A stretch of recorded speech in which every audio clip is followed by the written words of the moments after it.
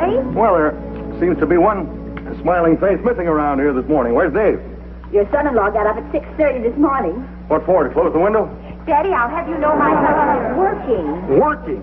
Dave working? Wonderful. Mother, get out the raisin bread. Let's call for a celebration. Where's he working? In the cellar. Well, in the cellar. Dad, he has a surprise for you. He's repairing your antique clock. Oh, no, Nancy. That clock is 100 years old. If he ruins that...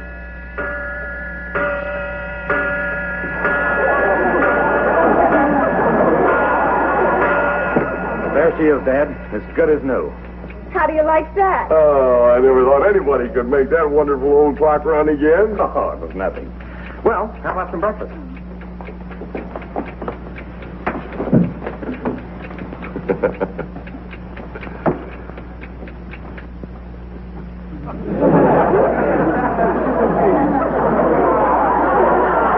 Stop running. Oh.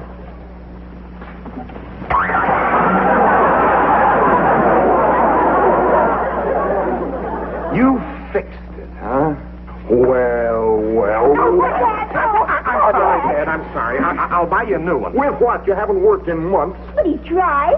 He was out on a deal yesterday, wasn't he, Nancy? Yes, he was. He was offered a job in Denver, taking charge of the branch office of a novelty company. You'll be the biggest novelty they ever saw. I'm going to take that job. Nancy, you and I are going to Denver. Oh, Frank. Now, Gladys, listen, honey, pull yourself together. I'm not through yet. Honey, you can't go to Denver and leave your mother here. What's the matter? Don't you like it here? Well, I'm not so sure. A change might do us good. That settles it. You're staying right here. Dad's right. There's no need for you to leave town. Well, you're bound to get a job sooner or later. Let's hope it'll be sooner.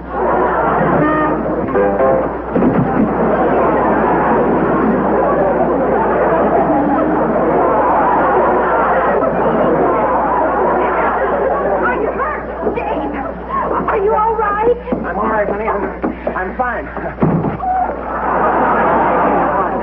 And I'll be back with some good news.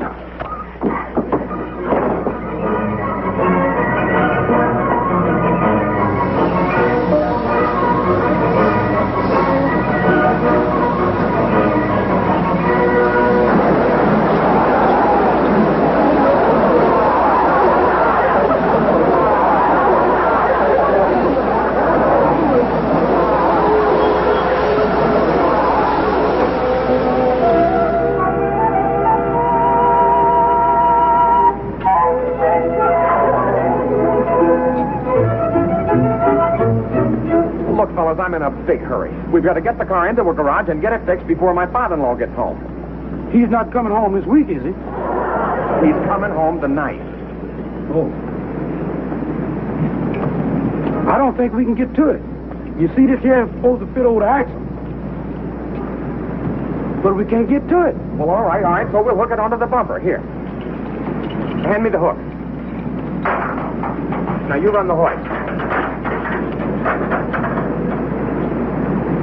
All right, take it away.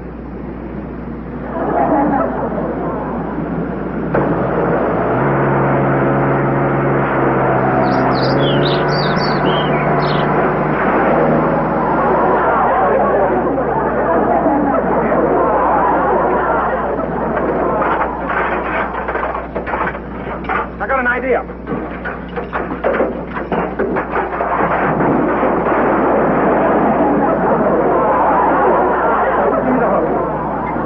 Okay, let her down. Hook it over the motor brace.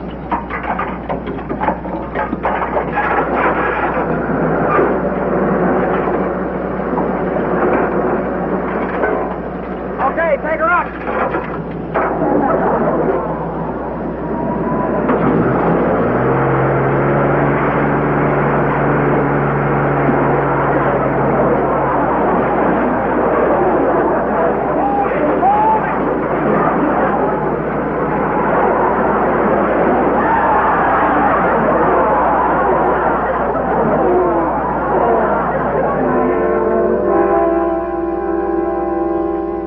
What happened to Dave? It's nearly time for supper. Mom, I wish you and Daddy would stop worrying about him. When he left home, he said he'd come back with lots of good news. Well, I certainly hope so. That would make your father very happy. Oh, hello, Frank. Hi, Dad. Did you have a good day? That's the last time I'll ever ride with Bill Cully.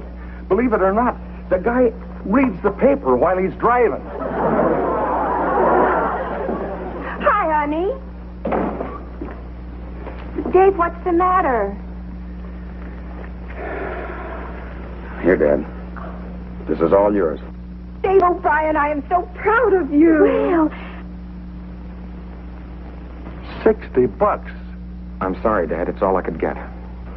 Well, I appreciate it, son, but now I'm not going to keep all of this. Here, you take some of it and take Nancy out, show her a good time. You can use my car.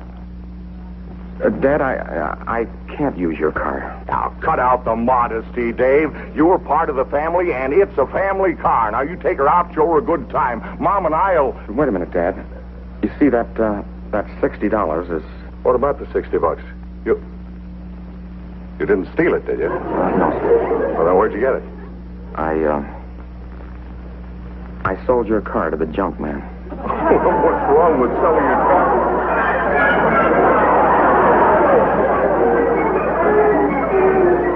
So, you sold my car to a junk dealer. For doing what he did. Dad, I've been trying to tell you. I had an accident with the car, and it was a total loss. So I did the best I could. I sold it to the junk man. I suppose you're going to tell me it was the fault of the other car. Well, no, sir, there wasn't any other car. Oh, you wrecked it all by yourself, then? Well, no, not exactly. The fellow on the tow truck helped me. Oh, so he helped you. Well, now, I'm going to help you. Right out of this house.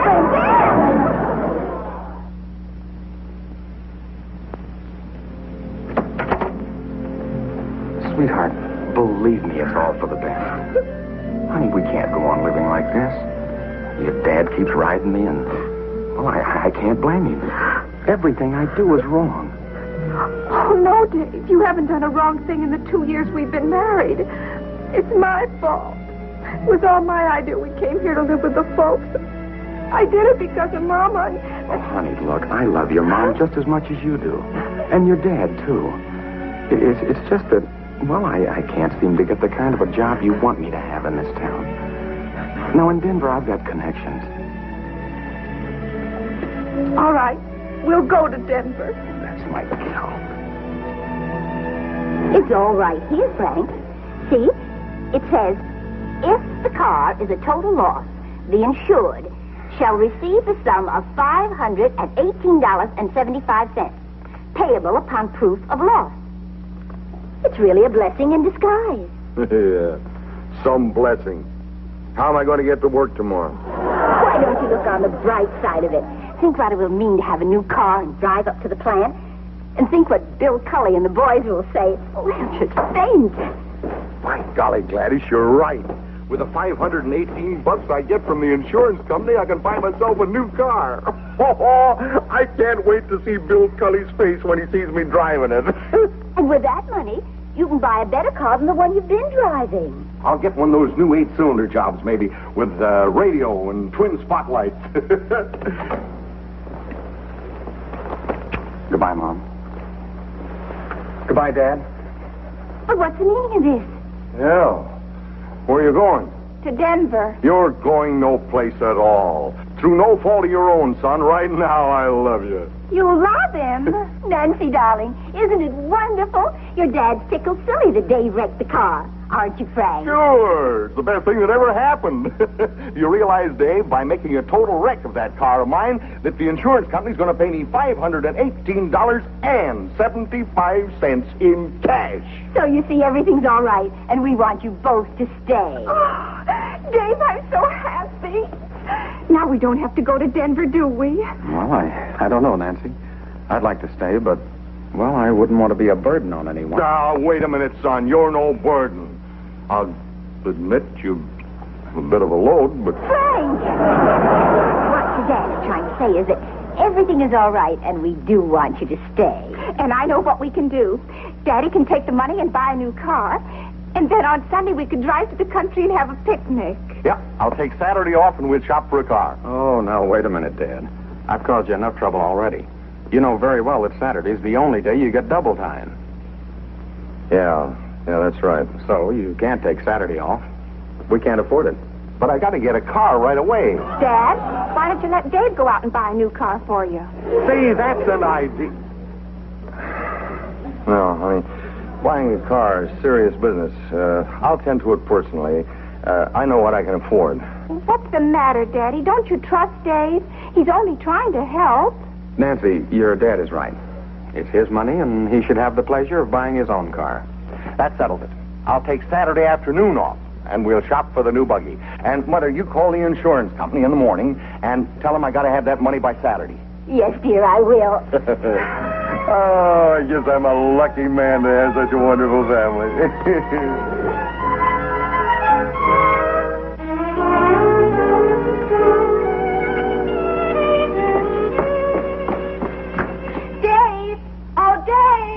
Yes, dear, I'm coming. Dave? What's the matter? What day is today? Saturday. That's right, it's Saturday. It works Monday, Tuesday, Wednesday, Thursday, and Friday, and every Saturday it stops. What stops? The sink. Well, what's the matter with it? It stops. Honey, I'll have it unplugged in a jiffy. You know, today's a big day. It's the last day your dad has to take the bus to work. He gets his new car this afternoon.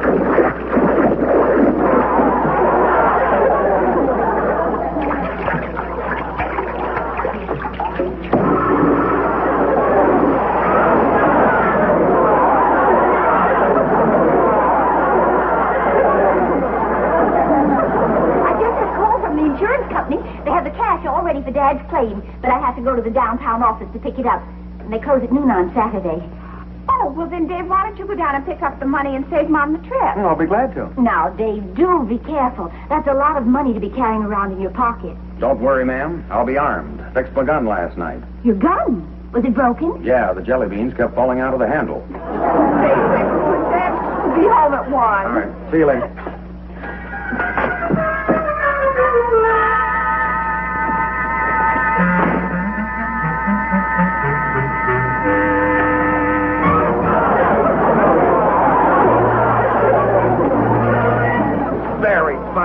What a load of loot. Quick, hop in the back and I'll help you make your getaway. Melvin, this is not loot. It belongs to my father-in-law. He's buying a car. Yeah? Boy, you lucky you ran into me. I can get you the best deal in town. Melvin, why don't you go peddle your Girl Scout cookies? Honest, Dave, I ain't kidding. My uncle is Silly Sam, the used car man. Oh, the one that wants to give them away? Yeah, but my aunt won't let him. Melvin, I'm not buying the car. My father-in-law's buying it. Well, look, Dave, why don't you just go down to Sam's lot and look over the merchandise? Well, my father-in-law won't be home till about 1. I guess it wouldn't do any harm to look. Now you're cooking, Dave. The lot's just 2 blocks down. Don't forget to tell Sam that I sent you. Okay, Melvin. See you later.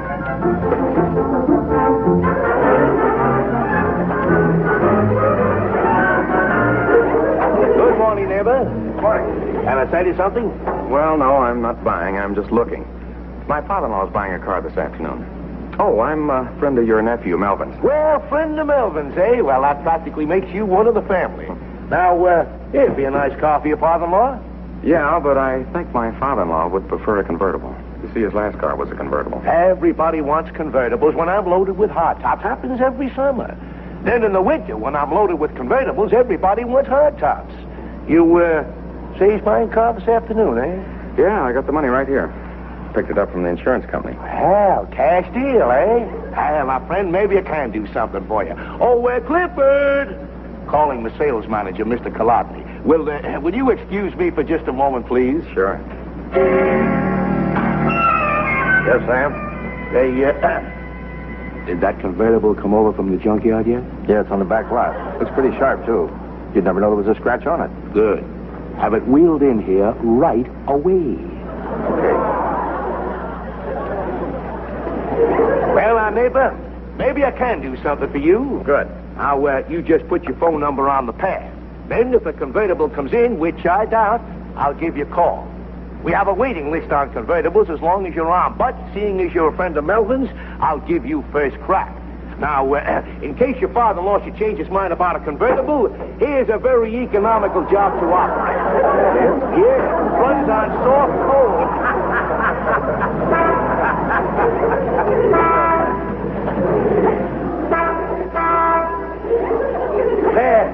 Good morning, madam. May I serve you? I just drove over from Pasadena. I heard you were paying top prices, and I'd like to sell my automobile. And I'd like to buy it. But I'm afraid it looks a little expensive for my lot. It's a very fine car, and it's had the best of care. No one's ever driven it except me, and I don't drive much. This is the first time it's ever been out of Pasadena. Wonderful condition. But, as I say... Madam, this gentleman is a personal friend of mine. Now, if you can make a deal with him, it's okay with me. And you can save the commission and the sales tax by dealing direct with the lady. Well, I don't know. Maybe I ought to wait for my father-in-law. What? And with a chance like this, convertibles are hard to find.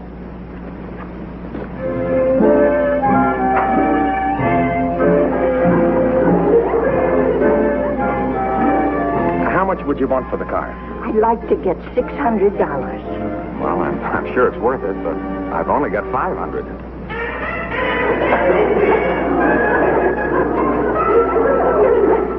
Well, I guess it'll be all right. I'll take the $500, young man.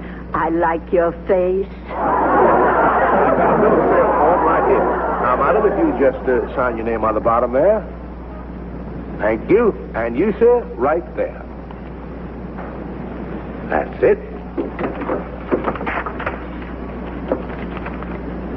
How about the money? Oh.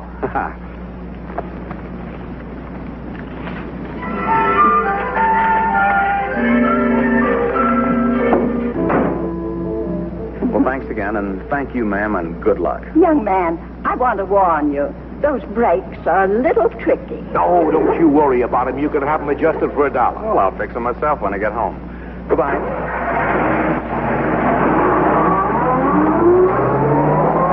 Well, Clara, you did it again. That little old lady stuff from Pasadena never fails. Yeah. I got to go over to Pasadena someday and see what the place looks like.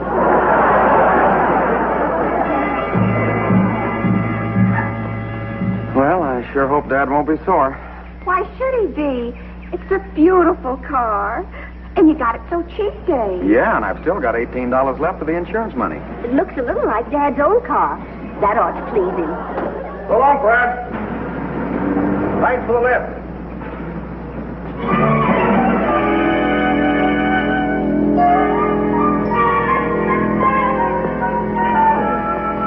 Pretty classy-looking buggy. Whose is it? Yours. Dave bought it for you this morning. Dave bought it.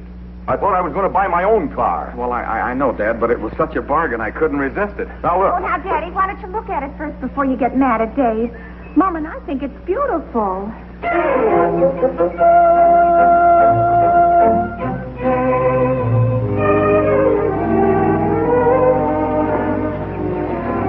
Yes, she does look pretty good, doesn't she? Yeah, ain't she a Lulu, Dad? You know, I really got a break. It's a one-owner car. Belonged to an old lady in Pasadena.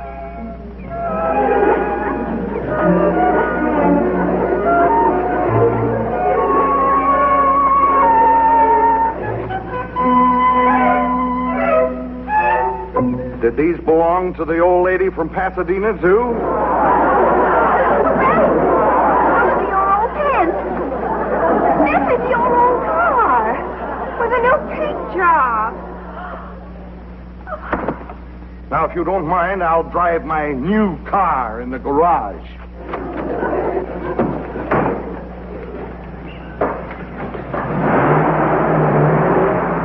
Hey, Dan, the brake!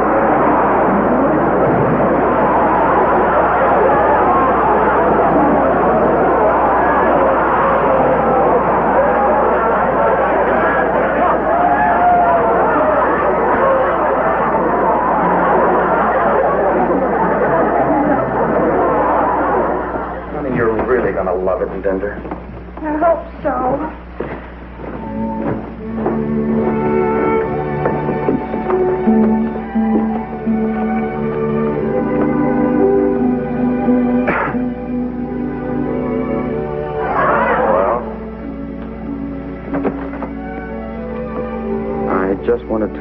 say goodbye and tell you how sorry I am. I'll write you a letter from Denver, Daddy.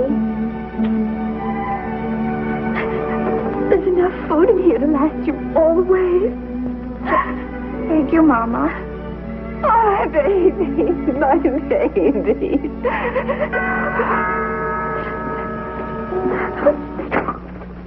That's it, Mr. Beat. That's the guy who bought the lucky ticket. What? Well, congratulations, Mr. Staple. Well, I'm not Mr. Staple. He's in here. So long, Dave. See you later. Okay, Marvin. This is Mr. Staple. Well, congratulations, Mr. Staple. You have just won a brand new 5-passenger car. Oh, what? A brand new automobile. A new automobile? How did you do that? Yeah, how'd I do that? Because you bought a subscription to our newspaper. I didn't buy any subscription. Well, I did, Dad. The ticket's in your name. And the car is parked right out in front of the house. Honest? Nancy, let's go see Dad's new car. And don't forget, Dad, my husband got it for you. Oh, Dave, I love you. And now, Mr. Staple, if you'll give me your half of the ticket, I'll turn over the papers on the car. I haven't got the half of any ticket. Oh, I've got it. I've got it.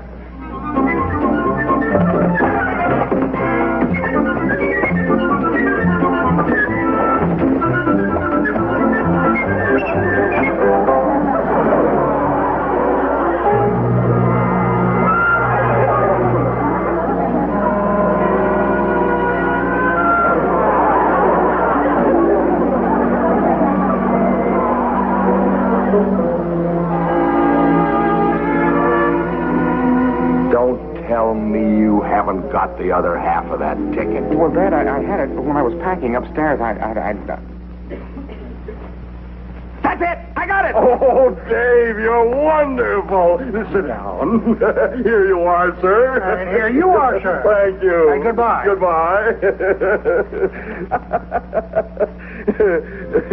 Goodbye.